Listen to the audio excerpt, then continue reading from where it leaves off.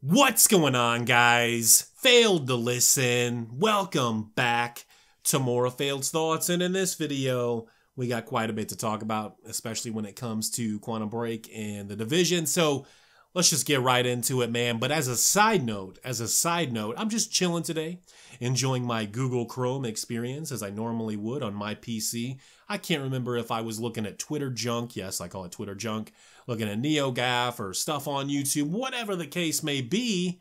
And all of a sudden I get this pop down. I get this little pop down, not a pop up, but a pop down because it came down from my little bookmarks there at the top of my browser from my ISP telling me that I've used somewhere between, hell, I don't know, man, 88%, 91%, something like that. Very close to 100% of my 2 terabyte limit. Yes, I don't know. Last time I checked, and correct me if I'm wrong, 2 terabytes is like the equivalent of 2,000 gigs. How do you use 2,000 gigs in a month?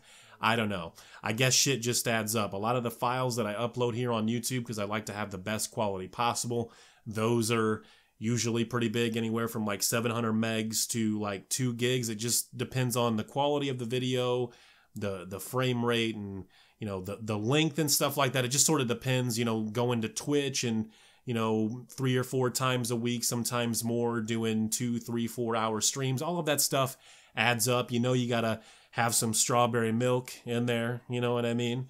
And then just the browsing experience on Chrome in general, all of that stuff adds up, a little bit of Netflix here and there. So I'm gonna have to check my Wi-Fi security to make sure that that's still running pretty well and there's no issues there. So yeah, man, I couldn't believe it. I'm just sitting there and it pops up and I'm like, well, shit, what up, cuckboy? So yeah, I mean, it's not so much that I'm disappointed in anyone else except for me. I mean, sometimes you just get carried away, but I am gonna have to check and make sure that my Wi-Fi security is still solid. So, Quantum Break. I had 1 or 2 people ask me about Quantum Break yesterday, and how am I feeling about the game? Well, it's a good game. The gameplay is really fun. It's not, you know, some super innovative experience or anything. This kind of thing in some form has been done before. It's not like we haven't seen games that slow down the gameplay or have some form of bullet time or whatever, but just being able to manipulate the time in this game in the way that you can is really cool. I mean, it's really fun, really solid. So I like that. Again, the story seems to be going to interesting places. So the writing is solid, the gameplay is solid. The one thing, just want to get this out of the way quickly, the one thing that I don't like is the live action cutscenes. I am not feeling that. I think the very first one that I experienced was probably 20 or 30 minutes long, and it almost put me to sleep. Not because it was boring, not because I wasn't interested, but I want to play the game. I don't like this thing that happens in games more and more where I think games look good enough now, and I felt this way with 360 and PS3, where we don't need you to give me a live action cutscene, or even a cutscene using the engine where like there's obviously a much higher level of detail in the characters and the environments. Like take something like, oh, I don't know, Uncharted or, you know, something like that. Games that I like, or Tomb Raider or something, for example. A much higher level of detail in the cutscenes, and it's obvious instead of just telling me the story through the gameplay. You know what I mean? I think Half-Life 2 is probably the master at that. It's not that there wasn't games before that tried or games after that haven't or whatever, but there's not really a lot to Half-Life in terms of cutscenes. I mean, it just tells you everything that you need to know through playing the game, and as long as you're paying attention. I'm not saying that it's not slightly convoluted, because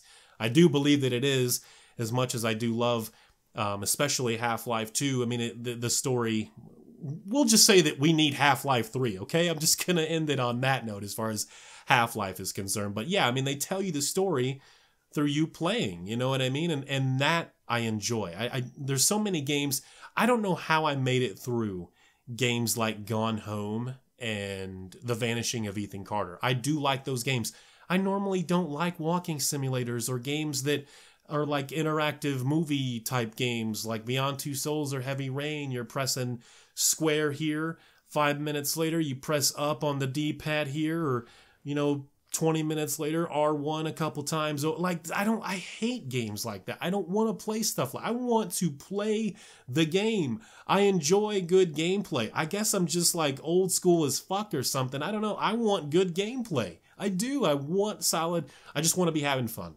I just want to be having fun. I really, really do. That's all I want. So Quantum Break, you know, I know I'm going to have to deal with these live action cutscenes now, so I don't know when I'm going to get back into this game in a super serious way, but I'd like it to be before the month is over, and I'll probably end up reviewing that game as well. But oh my god, those if anyone else has beat Quantum Break that enjoyed it, please let me know if I can skip those live action cutscenes and still get a good feel for the story just by playing the game, because seriously, what is the point of the live action cutscenes when you're still giving me in-game engine cutscenes on top of that?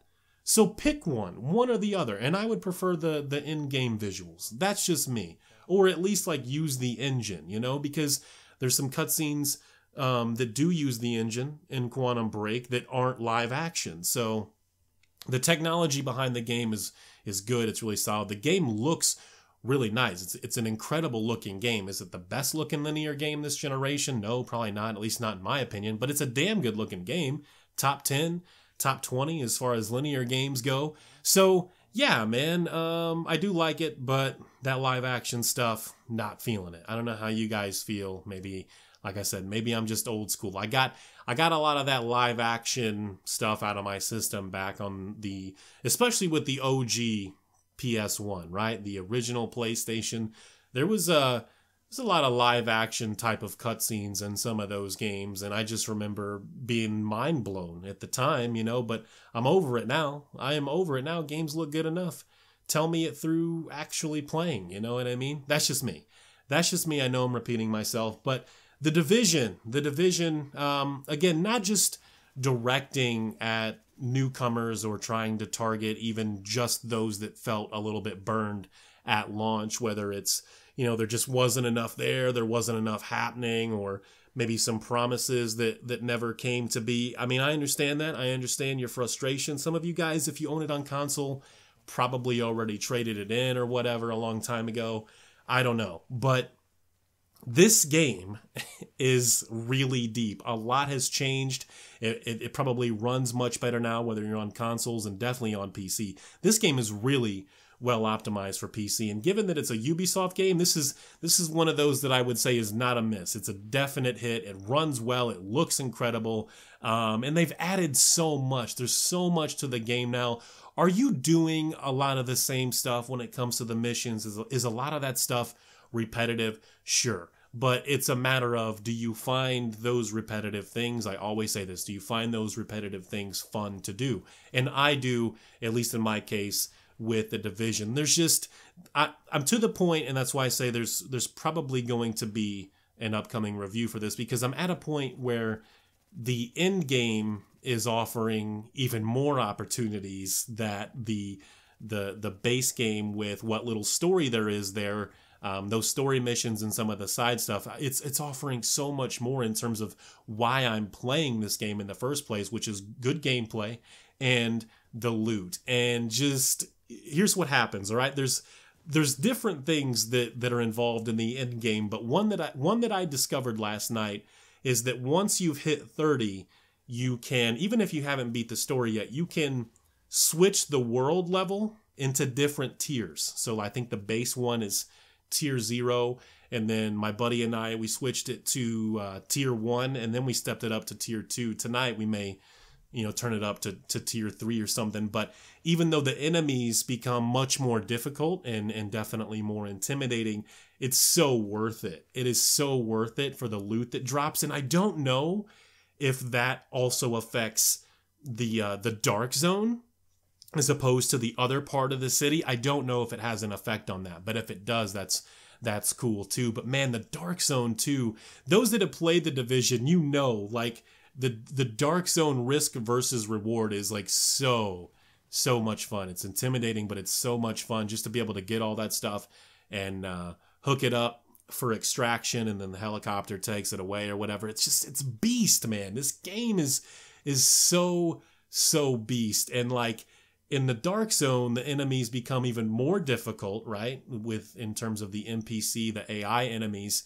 And like, let me give you an example, and I'll probably mention this again in my review. I remember when we were just playing on like a normal difficulty in the tier 0 base game, and we would go down, right? We would get shot down, and we're crawling around looking to get picked back up.